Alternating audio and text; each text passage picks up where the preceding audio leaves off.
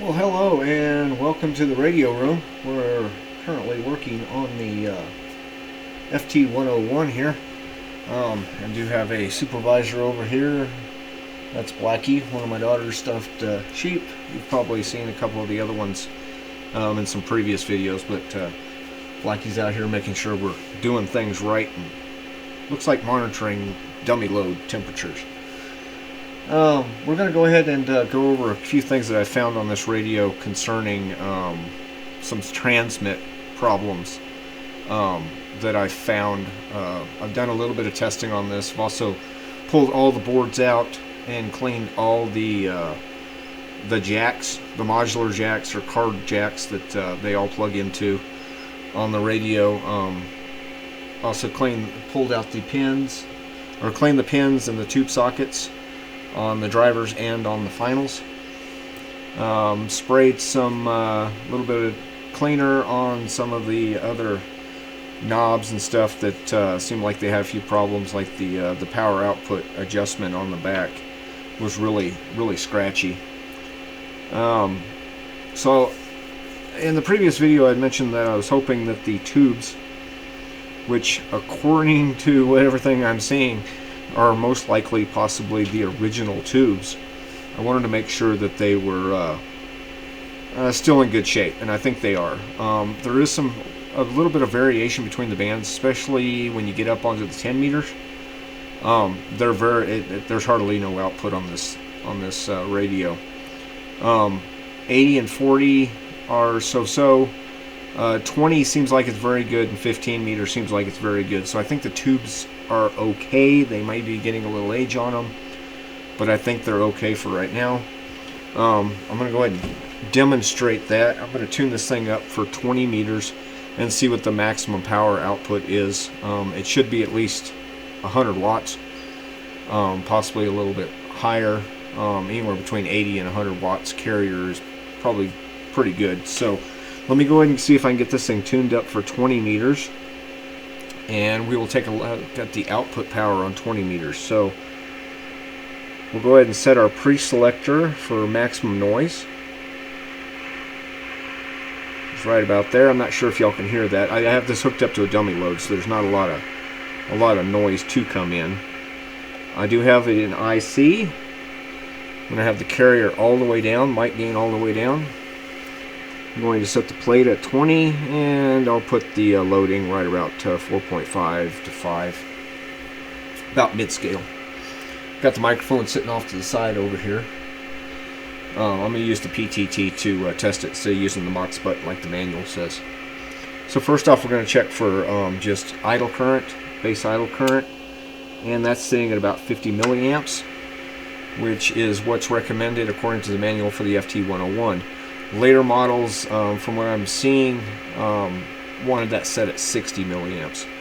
But I got this set at 55 milliamps, so we should be good. I'm going to go ahead and turn up the carrier until we get some deflection above that, so we can see some, when we dip the plate, we can maybe see it.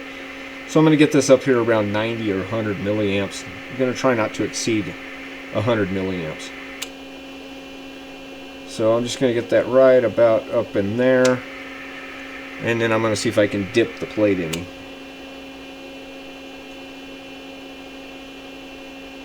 It's going to be right about there. There's not a lot of movement right there. Okay, so now I'm going to take my carrier and I'm going to turn it all the way up. I'm going to go to power output, and we will tweak between the loading, the plate, and the pre-select a little bit to see if we can get maximum output power. So go ahead and watch that power meter and we'll see what this thing gets up to. Definitely going to be trying to get over here at what it says 1000, but I'm on the 200 watt scale.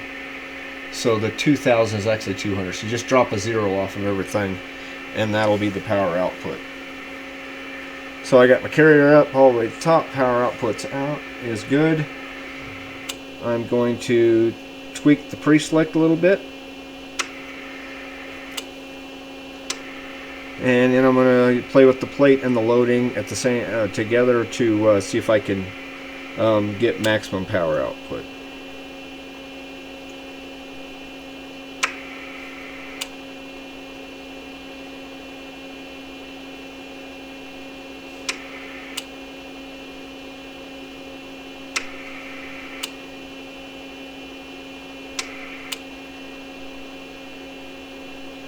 Alright, and I'm going to give those tubes a second to cool just a little bit since we were playing with them and they were a little out of tune at some points.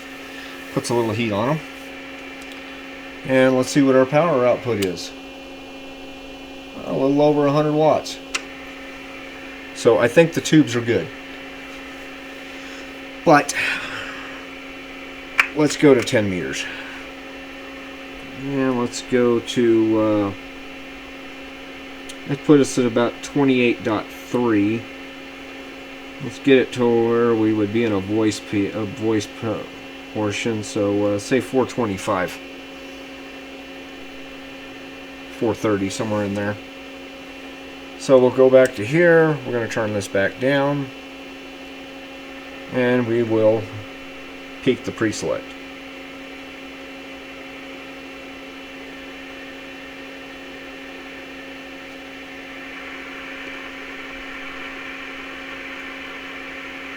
Sounds like it's about right in there. Check our idle current. Let's go ahead and get this up here where we belong. Get that about right there. See, I'm really having a hard time even getting that to come up enough to see it, but let's see what we can do here. That looks like about our bottom there, so. And I'm already at peak here. So we're just going to go to power output. I'm actually going to turn this down because 10 meters is way down. So let me, I'm actually going to have to watch the power meter. The meter on the radio, it's not even moving the needle right now. I could turn the sensitivity up. Let's see if we can just do it off of here.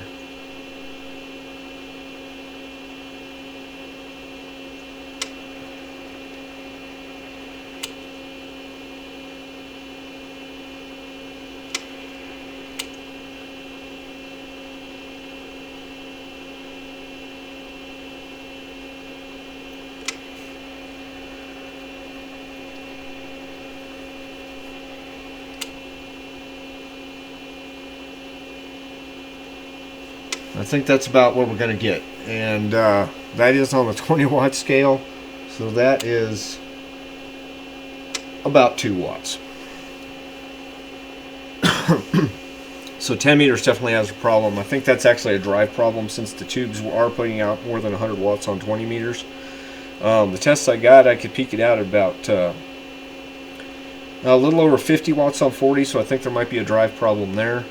And 80 meters was somewhere around on the carrier was about 80 watts. So yeah, that's not terrible, but I think they could be a little bit better, particularly on 40 meters. 15 meters, I'm not going to go through it right now, but I think it's pretty close to being good as well. So I think the radio might just need some alignment, and we'll probably go through that as well. But there's some other problems that I've been looking at, and I'm going to go ahead and retune to 20 meters because I want to show you something else. And hopefully you're going to be, I'm going to be able to see, you guys going to be able to see this on camera. I'll have to do some stuff as far as some camera stuff.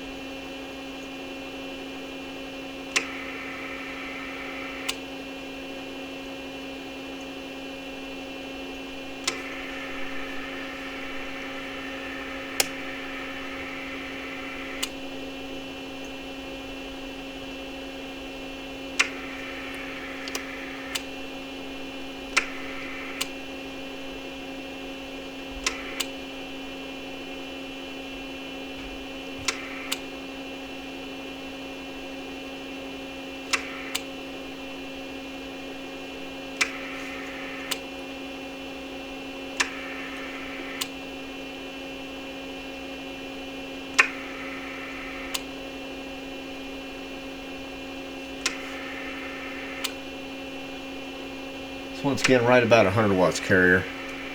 Now, when you go to sideband, of course you probably need some carrier and stuff. I'm gonna see if I can do this real quick.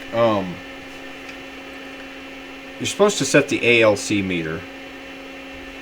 Let's see if I can turn this just enough to get it to do this without not being able to see it. You can see the needle over there. When you go to ALC and you key the radio, it's supposed to be right there at the top of the green part. As you can see, that needle takes a swing all the way to the right. I've went in on the top of the radio and I have swung the potentiometer from one end to the other, trying to get that needle to come down to the 5, which is where it should be with no input. So I'm going to make sure that's mic gains all the way down. It's still just pegging the needle. So that's not good. Another thing, and let me give it some mic gain here, and you guys can watch the... Oh, I knocked things around a little bit. Could not watch the power meter here. Hopefully you guys can see that okay.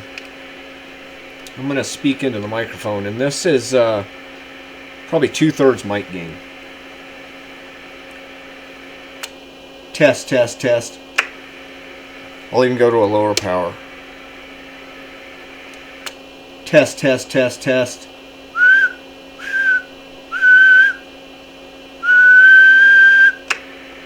As you can see, the needle is barely moving. So this radio, and it doesn't matter which sideband I go to.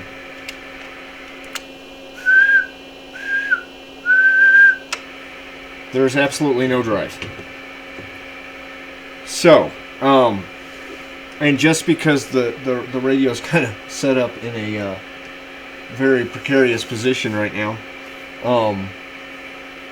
there is a test to find out if there's a capacitor leaking on the bottom that goes to the ALC circuit off of the bias voltage to the grids.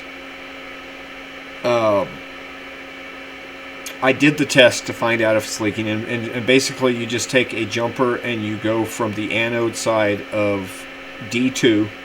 There's two diodes that are basically well, let me see if I can just give me just a moment. I'll see if I can find. I'll show you what I'm talking about. Let me just go to the page here, and I'll pull this up on the screen real quick.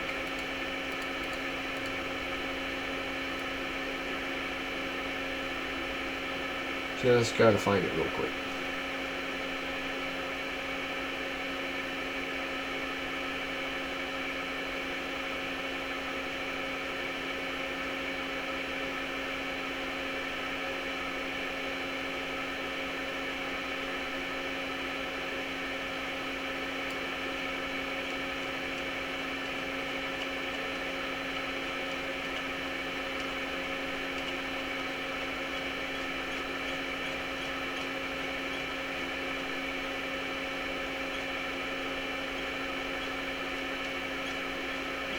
Okay, here we go. Now let me get over to that.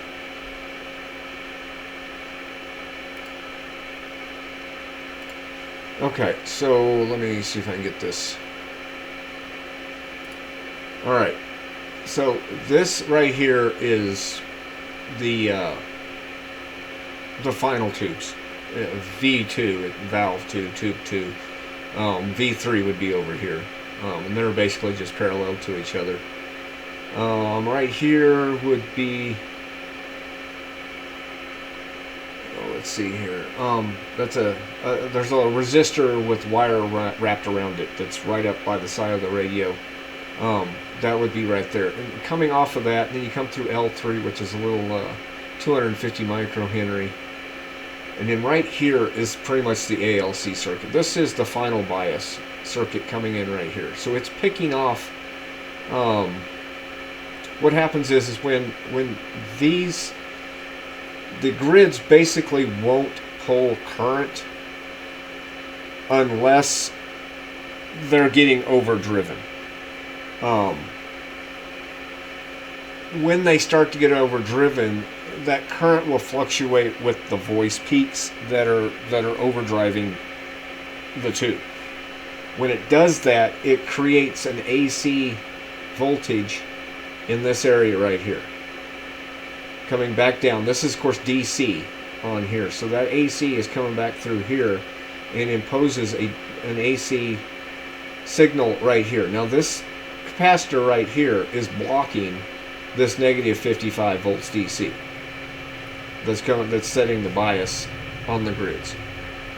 So you shouldn't have any DC past this point. So right here is all AC, if there is any. This right here basically turns that, kind of rectifies it, and looks like it acts as probably a voltage, kind of a voltage doubler or something. These right here are setting the time constant for the ALC. So when you get to right here, and you can see right here, negative 1.5 volts DC with modulation peaks, 0 volts with no modulation. So it's negative 1.5 volts DC when you get the voice peaks, 0 with no modulation. So this is what's coming when that volts DC comes down this line. It runs all the way down here and basically goes to Q1. This is on the modulation and oscillator board, PB1184 in the 101. And it basically changes the bias on this gate right here. So right through here is where your audio is coming in from the AF board. From the microphone to the AF board. Then it goes to the modulator oscillator board, and right here is basically your first IF amplifier, for lack of a better term. This is your first part of your drive. When this negative voltage comes down here, it changes the signal right here, which basically controls whether this is going up or down as far as drive to the next section. And of course you come down here, this is VR2, this is how you adjust the meter. Goes out of the board and goes over, of course, to the meter. If this capacitor right here is leaking DC, then you're going to have a positive voltage, or you're going to have a really big negative voltage, probably more than negative 1.5 volts DC, coming down through here, which is going to affect this. So basically what it's going to do is it's going to act like, even when you're not saying anything, if there's voltage over here, DC, that's leaking through here from the final bias, this is going to think that there's ALC action, that the tubes are being overdriven. So when it shuts this down, you're not going to get any drive, or very little drive, when you're in single sideband. This whole circuit right here is disabled except for in single sideband. So when you're in AM, this doesn't even play. And that has to do with the way that the signal flows through the radio when you're in AM. But on single sideband, if you're getting a negative voltage on here, you're going to shut this FET down right here. Well, the test to see if this is leaking, to see if there's any DC here, is to not let the signal get to here. And the easiest way to do that is right here on the anode side of D2, is you just jump it from here to ground. It takes any voltage that's right there and drops it down to 0. So as far as this would be concerned, you have no overdrive, no ALC action is needed, full drive is allowed. Well, I already did that. I already hooked a jumper from here to ground. The meter still does that, and there's still 0 output. So that tells me it's more than likely a drive problem. So I'm thinking that possibly this might be a problem. Let me let y'all take a look at the radio for a moment. Let me see if I can find the sheet that's got what we're wanting to look at here.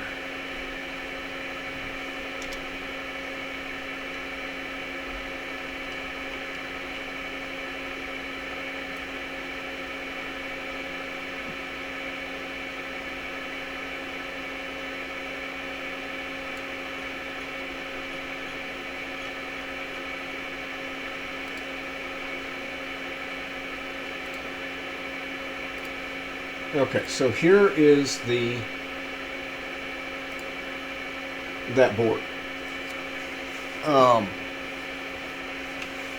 just going to kind of walk you through this, hopefully pretty quickly, pretty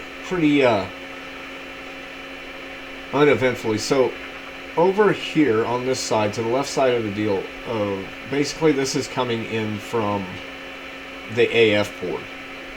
Well, right here is coming from the AF board. Right in the middle is coming from the AF board. These are oscillators from upper sideband and lower sideband. Now, I do have some needle movement, and it's not working in both upper sideband and lower sideband. The problem is common to both. So I don't believe that the USB oscillator or the LSB oscillator is the problem. We do have some indication that they're working. We just don't have drive. Further, I don't believe it's the buffer, because this doesn't have a whole lot to do with so much the audio out of this modulator. So basically, you come in from the AF unit. So audio input comes in here, and you'll see it splits here. It can go down here and get modulated into the AM oscillator if you're in AM. Well, I didn't show y'all, but AM actually has plenty of power output. So I don't think it's the AF board or the AF amplifier coming from the microphone, because I do get plenty of swing, so to speak, on AM. So it shows that we're getting mic amplification. So that moved me to this board. Like I said, I don't think it's the oscillators, because I do get a little bit of swing on those. You could just barely see it on the needle. So it does act like there's something trying to get through there. And the fact that both sidebands aren't working, and it actually uses separate depending on which one you're in. So I think it's less likely that both of these portions of the block are out. So when the audio comes in, it goes through the balanced ring modulator. So that basically takes the audio and then puts it into as a modulated input. And here is that FET I was just talking about a few moments ago. It's got the ALC on the source. It's also got, and right here, to pin 15 of the IF unit, PB1183. This is where the audio is going out to go to the next stage. It goes over to the IF unit and goes to the next IF amplifier, next IF. To me, I'm wondering if it's not getting past Q1 right here. If there's a problem here, and why I'm kind of leaning towards this one is, one, we don't have audio output on sideband. Two, our ALC meter cannot be adjusted. Well, they both come together right here. And the grounding of the anode of D2 did nothing. So I'm wondering if this FET is bad. It's not amplifying, so nothing's getting past there. Another thing I noticed is, normally when you check the voltage on the anode side of D2, you should have 0 volts at that point. And on voice peaks, you should have negative 1.5 volts. Well, it doesn't have either of those readings. On it'd take a little bit to get the setup to show you, but I'm just going to tell you right now, I have positive 1 volt at that point. So what I'm thinking is that we've got something going on with this FET that is bleeding through a positive voltage through the FET going to the ALC input, which actually would be in this, it actually would tie into the gate. Let me go over here and I'll show you where it's coming from.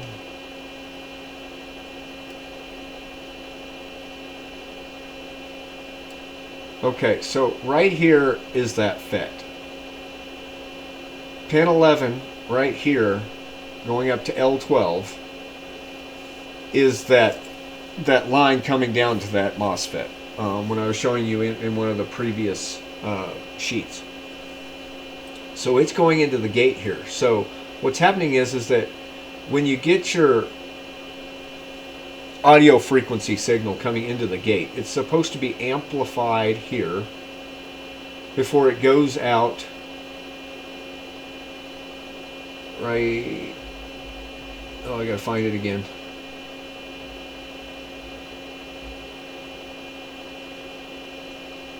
Anyhow, this amplifies before it goes to the next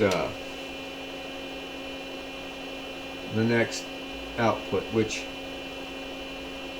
you gotta do a few circles around here to get to that point. So our meter's going out right here. This is going to have voltage on it. If this is leaking through somewhere between the drain and the gate, there might be leakage through here, and there should be absolutely none. That's putting that 1 volt coming up here, which this would lead us up to that point where I was measuring the 1 volt. That shouldn't have any positive volts. It should be 0 or a negative voltage up to negative 1.5 volts. So I'm thinking that this FET right here is gone bad. It's not amplifying. This is the first spot after the audio amplifier that it's amplified in the IF as a modulated signal, and it's not, we're not getting that there. So I'm trying to see where this output is actually going to, because these two right here, this is our buffer, which I'm not suspecting. And we also have, these are the other 2 blocks that I was showing you, right here and right here, that I don't suspect either. This is almost kind of backwards. It's not left to right in this, it's almost right to left. And here's the output buffer for the single sideband. So it's going to pin 15, which is right here. Oh, see, right here. So the signal comes out right here, comes over. This block looks like probably any DC that might be on this, because it's probably got DC supplied to it. Right. I'd have to find it, but I want to say it's probably right in here.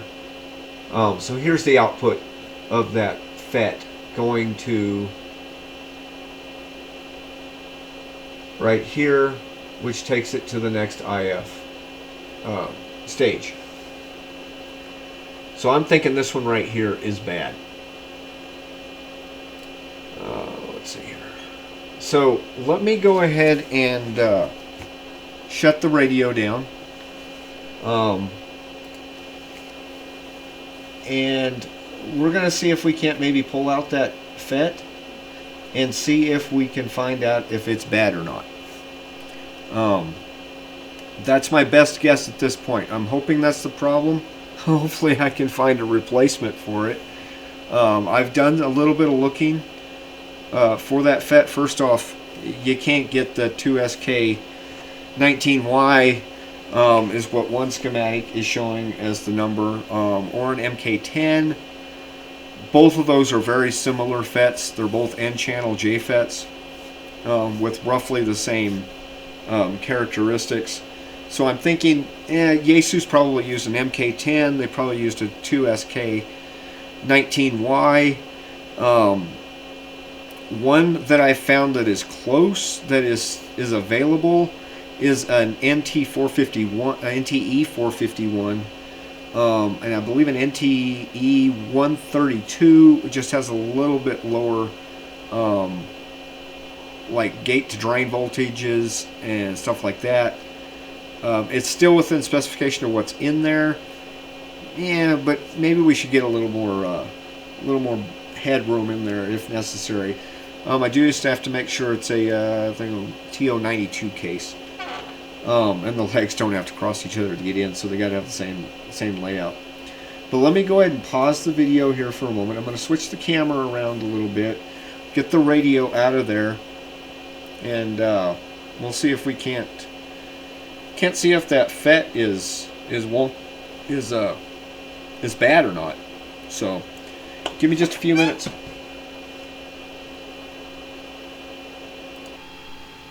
Okay, so slight change of plans real quick. There's one other thing I wanted to show before I I take the radio apart and pull that FET out. One thing I do want to do is talk about. I also neutralized the tubes. I made sure they were neutralized good while I was doing some of this testing on the transmitter. So we're going to it's already done, but I'm going to kind of show you how I did it. There is the prescribed way in the manual where you basically check that your dip on your plate is even both sides of the dip, which I think is just a harder way to doing it. Basically, when you're neutralizing, you're just trying to keep the final tubes from basically kind of resonating and putting out stuff even when they're not being modulated. So this is what's called the cold neutralization method. One key to it, and you go on and you can already have your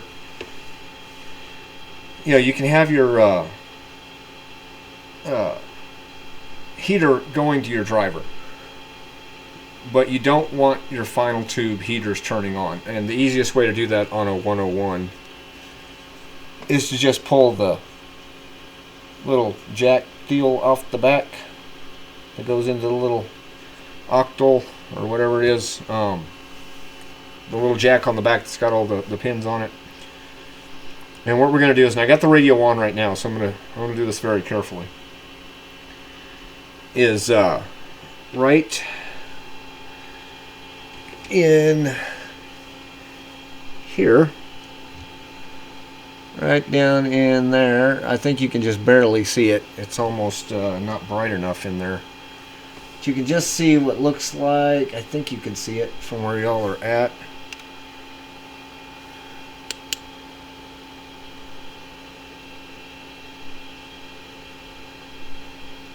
So you see the yellow, that's a 250 microhenry inductor, and just down inside there and beside that, it'd be just to the right of that capacitor, is the adjustment for the neutralization.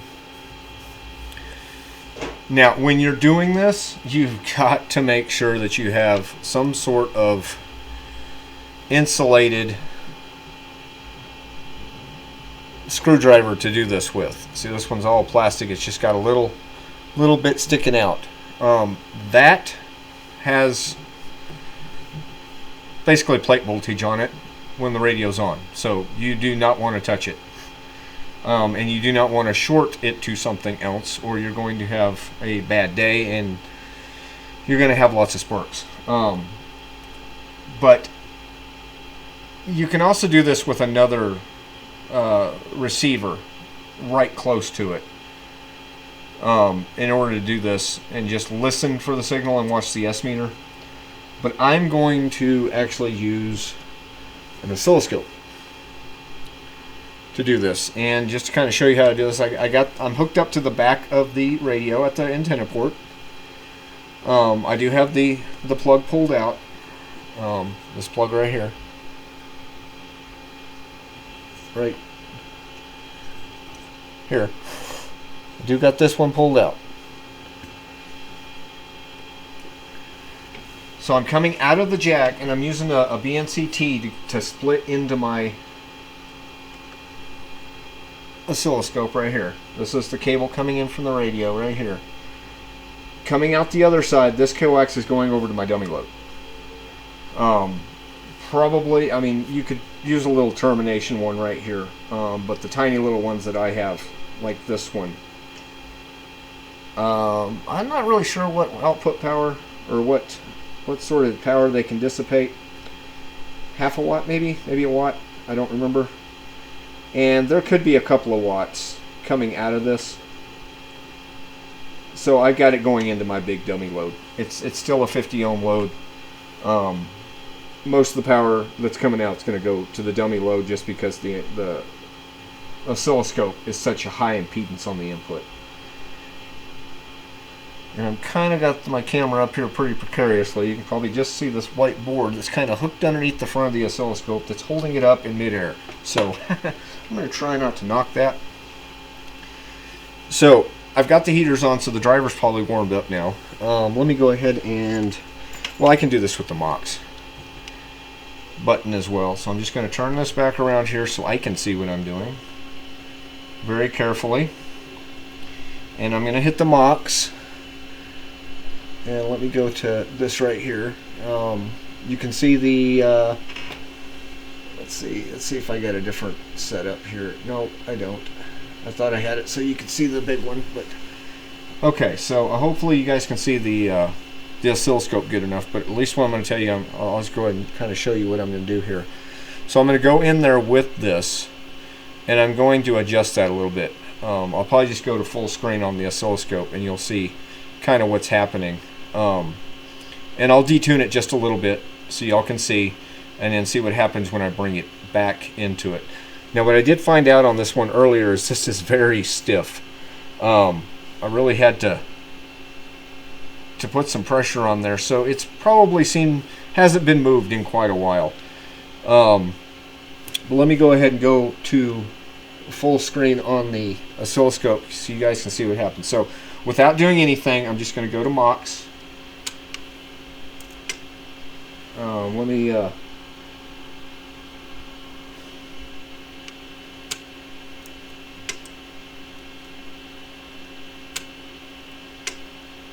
guess I got a lot of noise in there. I actually got this thing pretty darn close, so let me go up here so this will be a little bit easier to see.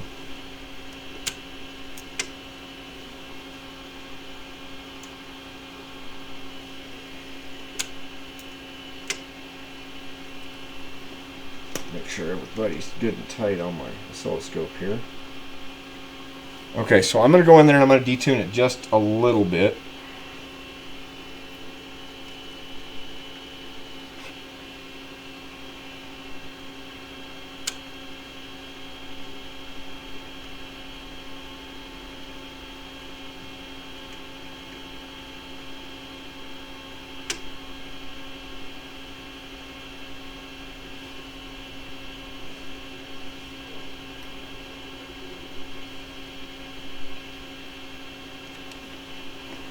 I think I got this thing close enough last time you can't really even see it.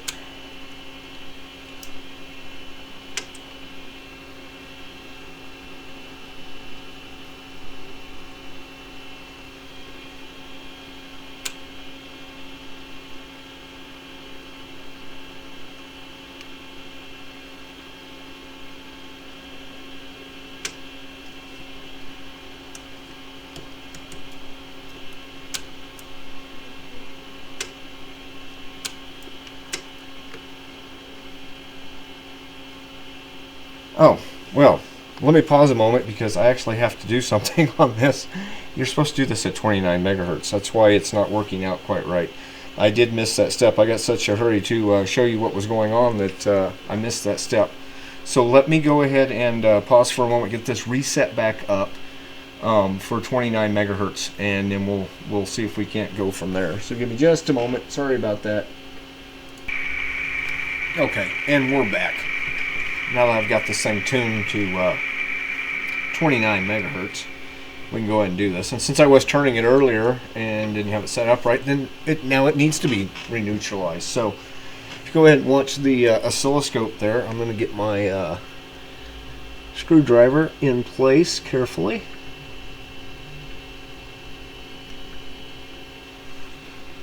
And we'll take a look at what the what it looks like on there. Oh, see, that's a pretty good signal coming out of there. So let's. Oh, that's the wrong way.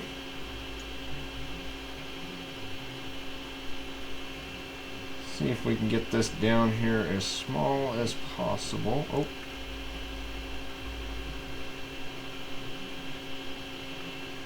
So this thing's pretty stiff, so. And that is on 200 millivolts per division. So we've got maybe 100 millivolts coming out right there. I don't think I'm going to get it much closer than that. You can see how it I came down and then it started getting back up, so I went back the other way. But this thing's pretty stiff. Takes a little bit just barely move it. But that did, has very little coming out now.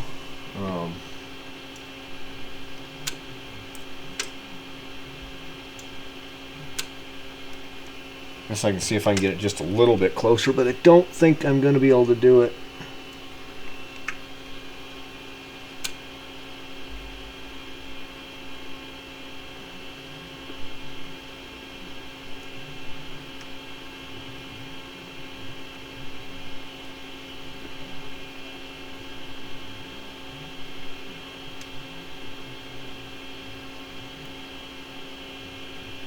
You know, it looks like it's probably about as close as I'm going to get it. So it is neutralized again now.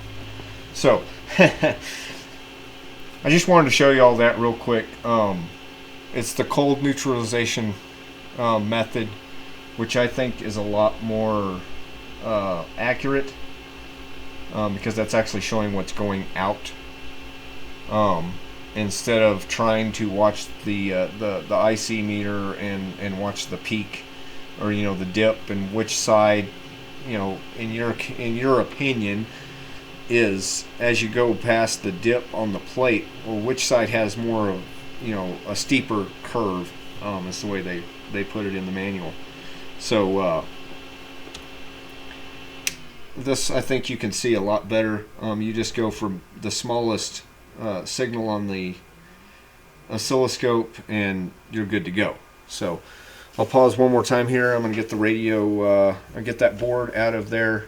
Pulling the boards out of this thing is really easy. Why don't I just pull the darn thing out right now? I'll have to get the camera set back up for you.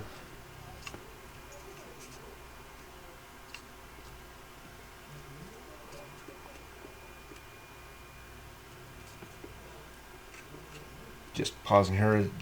There's a bit of this radio that almost feels just a little bit warm, and I'm kind of curious right where it's warm. It's got a little heat to it. There is a capacitor in there that sometimes is known to go bad, and I'm kind of wondering if that's maybe. There's also a pretty hefty resistor right there in that area, and I do have the radio on the side, so that heat might be rising up against the side. Let me get this thing situated again without putting my fingers in the wrong spot.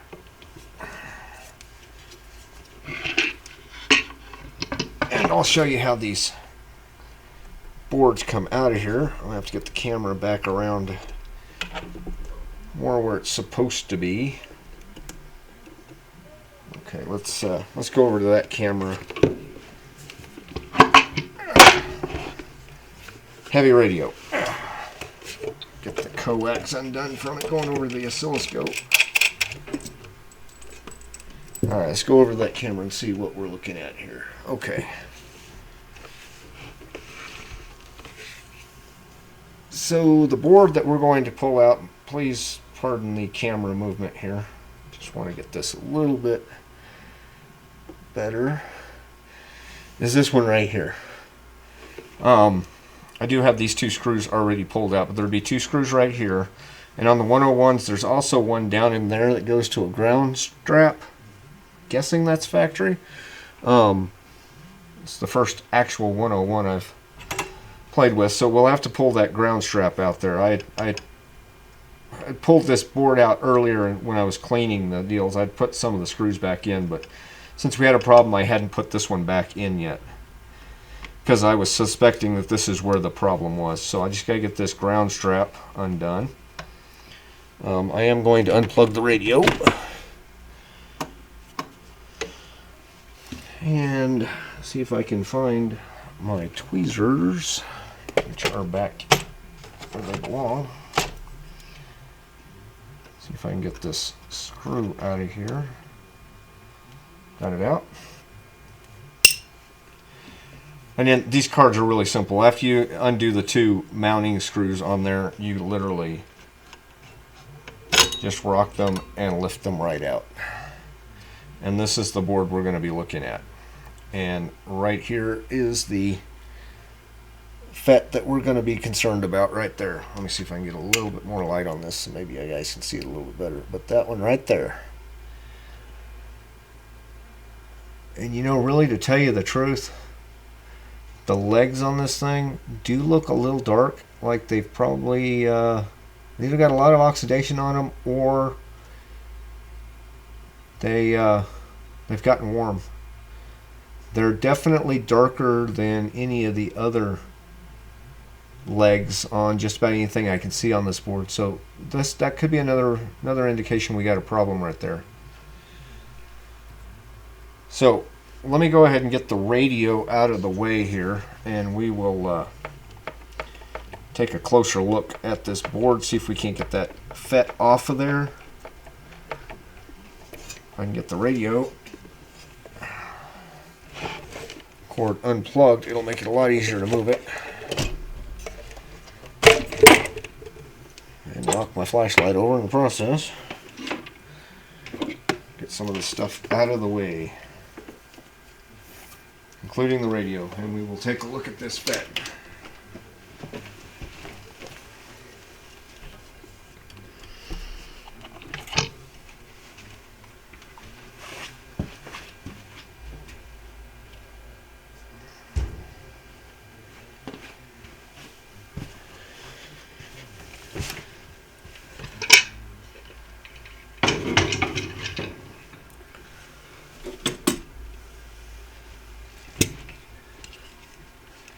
I'll move this camera down here just a little bit for us.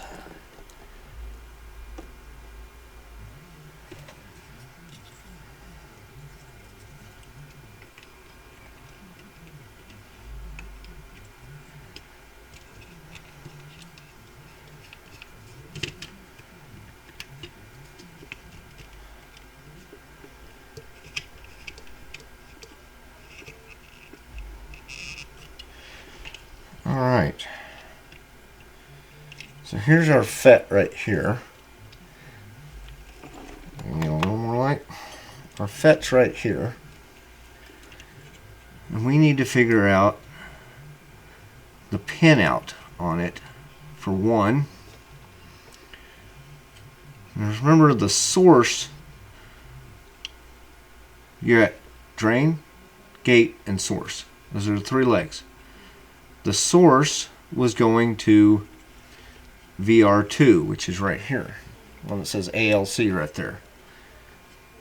So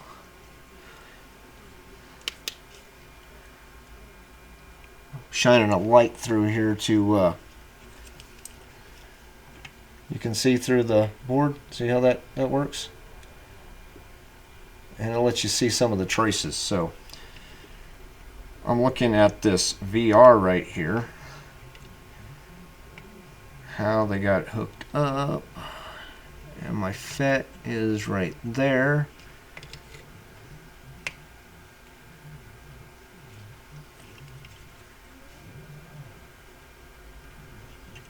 I'm looking at one of the legs. Looks like it's going up there. It's got a resistor, and it's going to that leg of the VR.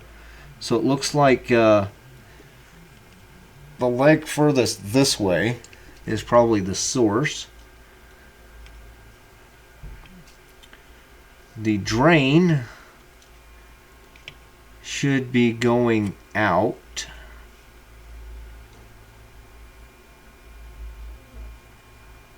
Okay.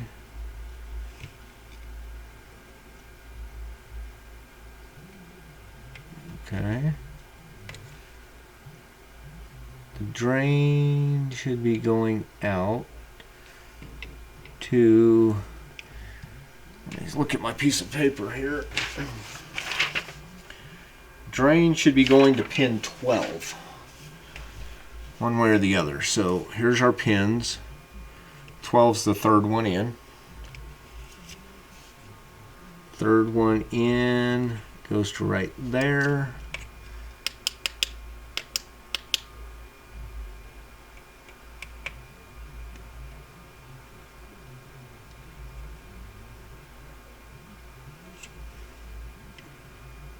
Goes through a resistor, and then there's a capacitor right there. So that looks like right there.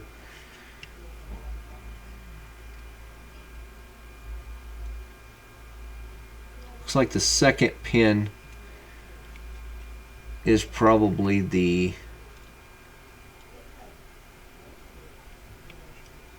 drain. And I can probably pull up a maybe a schematic or a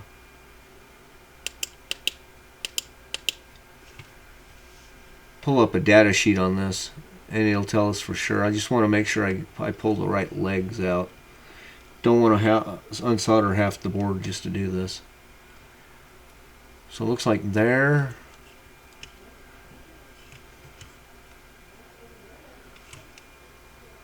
There. Possibly this one. Yep, and there. So there. We're going to unsolder here, here, and here. So this is going to take a minute. I'm going to get my desoldering gun heated up here. I should have already had this going. That'll take a minute or two. Let me see if I can pull up a data sheet on this. I should have one still on the computer. Yep. Okay, so let me show this to y'all. So here's the data sheet. That's not the data sheet. Right here. And here's our case, drain, source, and gate. So that looks like it's right. Let me look at the board one more time. So the source should be going to VR2. And they're saying that's the middle leg.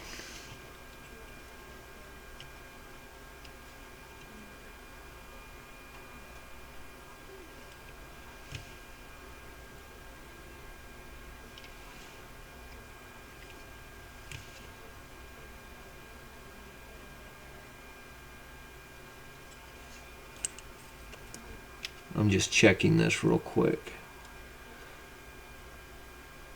And over to there.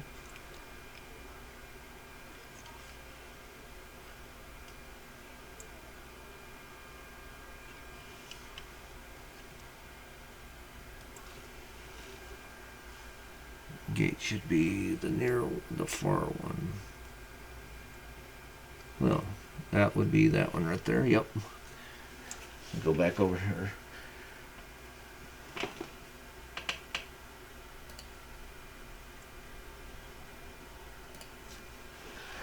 Once again, just double checking this.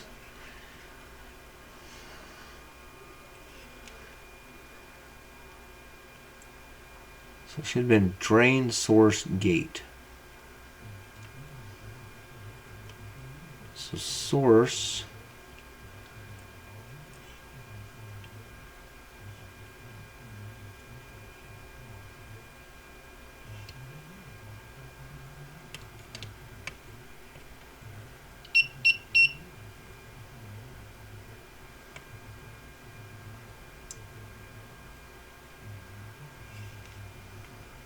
The middle one, yep.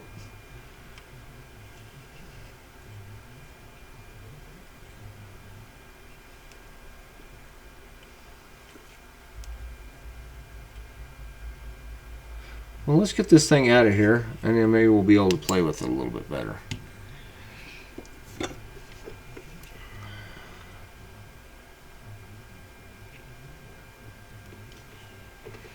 Oh, don't have all my tools over here. Need to clean off the tip.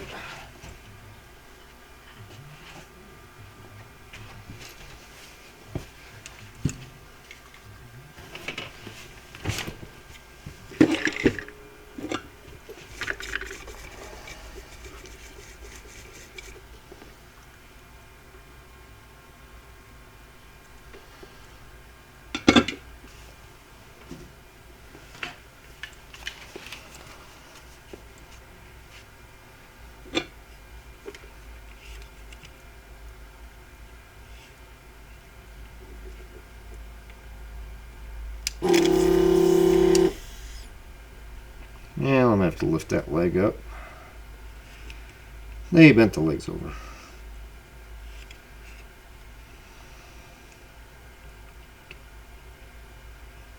I believe it's this one right here.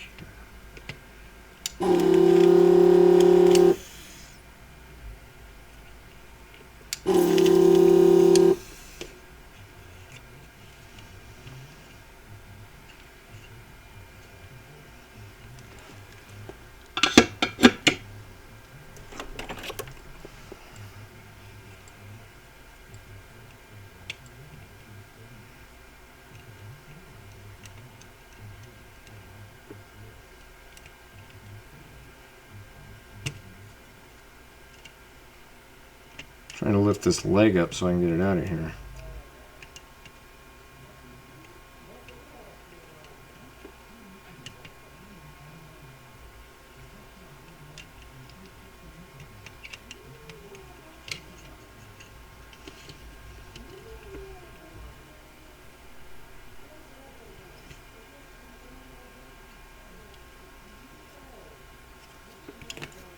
Make sure I got the right spots here.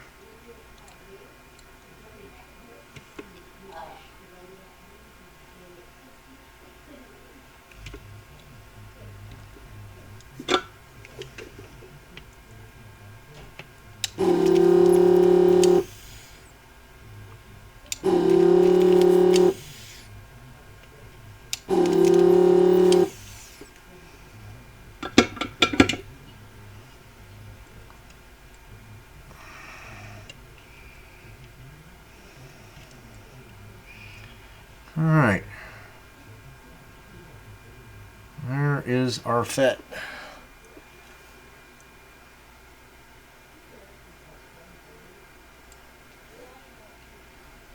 Now let's see if we can test it. To do that, we are going to, let's use a breadboard. That might make our life a little bit easier.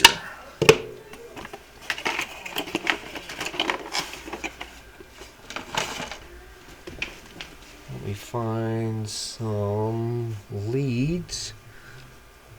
I really should quit rearranging my radio room. I keep losing things. Alright, so let's get a red one, a black one, and a yellow one.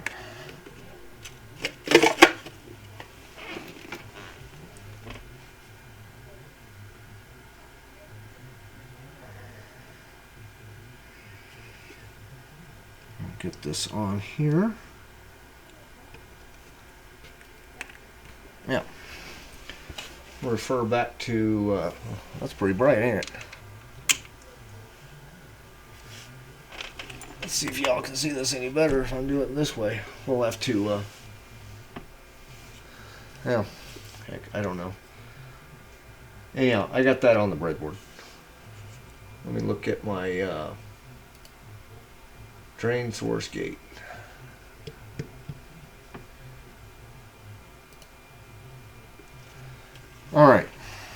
So I'm going to plug the red one in onto the drain. Black one I'm going to put onto source.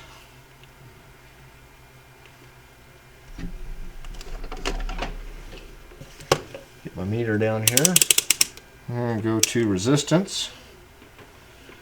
And we're going to check this thing.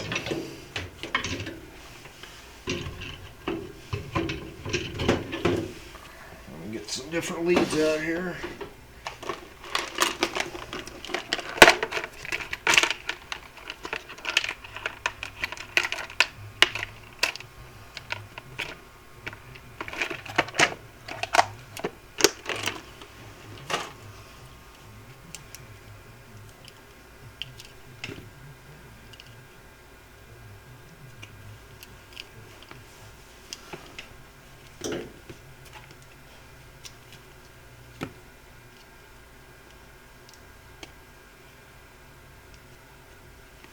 Alright, I'm going to hook my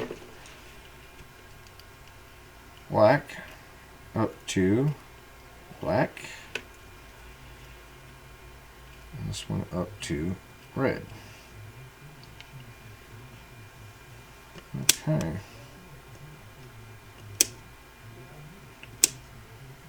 Well, that is showing okay.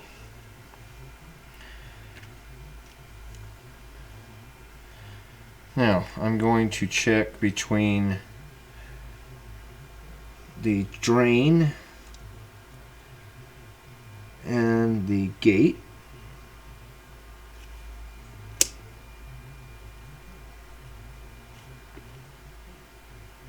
Which has 264 ohms. That doesn't seem quite right. I am going to make sure, let's see, we're still in the off position, so I'm going to go between source and gate to make sure it's off. And then I'm going to go between drain and source, see if we can turn it on.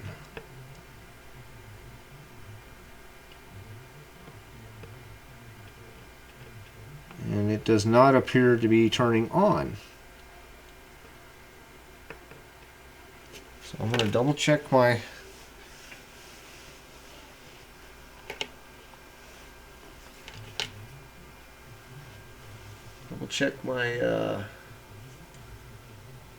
the drain, source, gate. Yep. Just want to make sure I was in the right order here. So it should turn on when I go between drain and gate.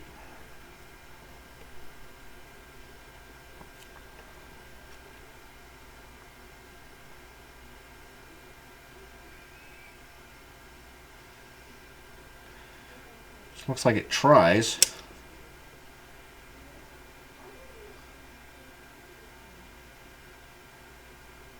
But it really shouldn't get anything between the source and the gate. Certainly not between the drain and the gate, I would think. So let me see here. This.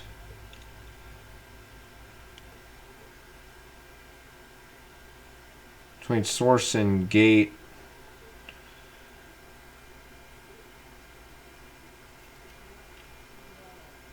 Unless that's just when it's on. So it's 264 when it's on. No, that should be off.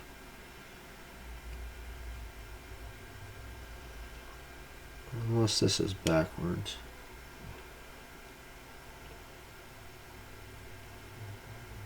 So that might be on. But between drain and... I shouldn't get anything between drain and source. I'm going to say this one's probably bad because you should not get anything between your source and either other pin. Now between source and gate, we're good. Between drain and source, we're not good. It does look like it's probably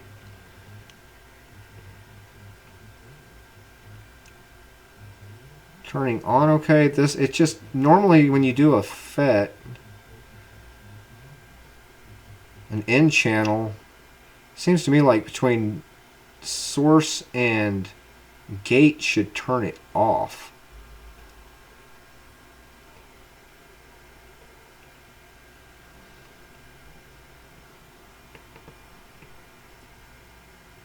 That should turn it on. So maybe it's the other way around. Let me double check here something.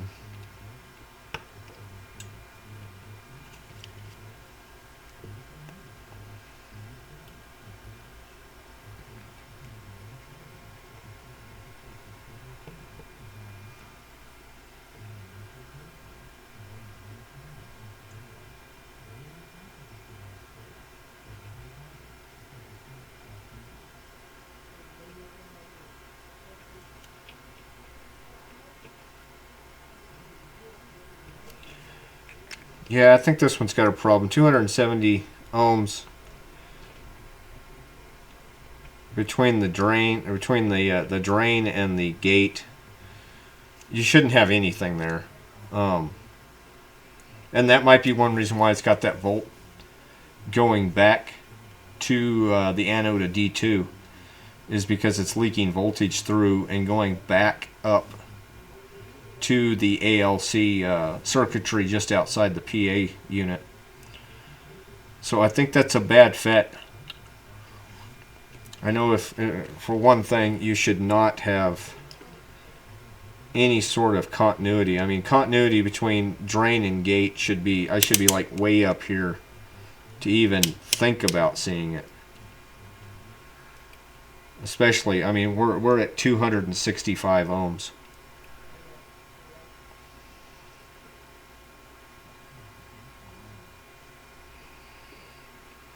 Yeah, it's no good.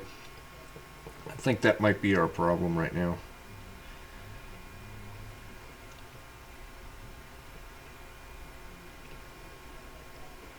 Which would explain why I got that volt right there. And there's no way to turn that off either.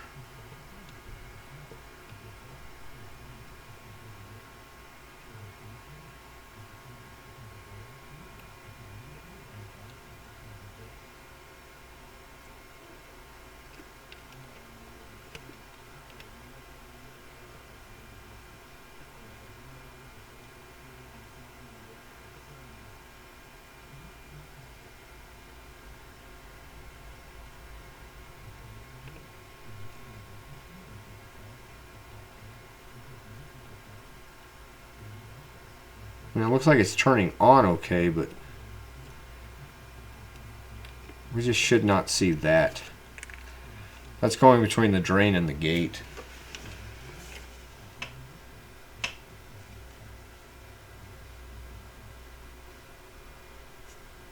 And between drain and gate, you should not.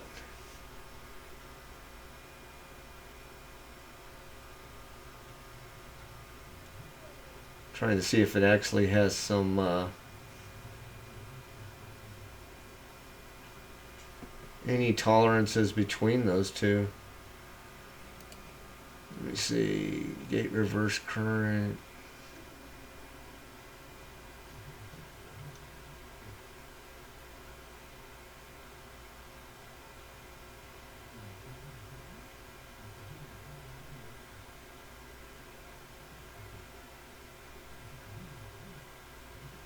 Yeah, it's pretty sure that one's bad.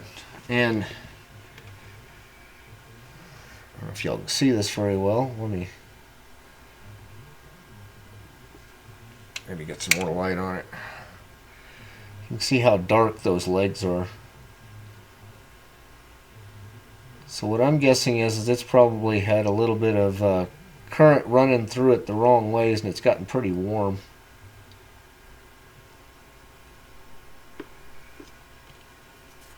So I'm thinking we're going to have to look for a new one of these. It's an MK10. Whichever thing I'm finding, I believe is going to match over to being a an NTE 451, maybe a 132, I believe. Yeah, that thing's gotten pretty warm. Especially on the drain side. That one's really dark in the gate. So I think that might be our problem. That's the where we're gonna go from here. We're gonna see if this one, see if we can't find some of these, get them ordered, get them in, and see if that fixes our ALC issues, and actually get some sideband working, and do a little research, do a little digging around in the radio, see if we can figure out why 10 meters isn't working right. I have a feeling it might have something to do with driver tuning. Or maybe the tank circuit. It's almost like there's not much getting fed. It's like it's not really feeding right to. I mean, 2 watts. That's almost like just driver power.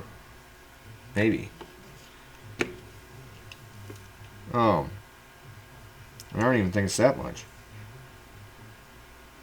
But see if we can't figure that out. But I think this might be the reason why we're having problems on sideband. I'm hoping that's the problem. Otherwise, we'll keep looking. We'll put a new one in there as soon as I get one. And we'll see if we can at least get the thing talking. And then we'll go from there. Once we get that fixed, we'll see how well it works on sideband. Hopefully that's the problem, and we can go from there and figure out what's going to go next. Getting the 10 meters up.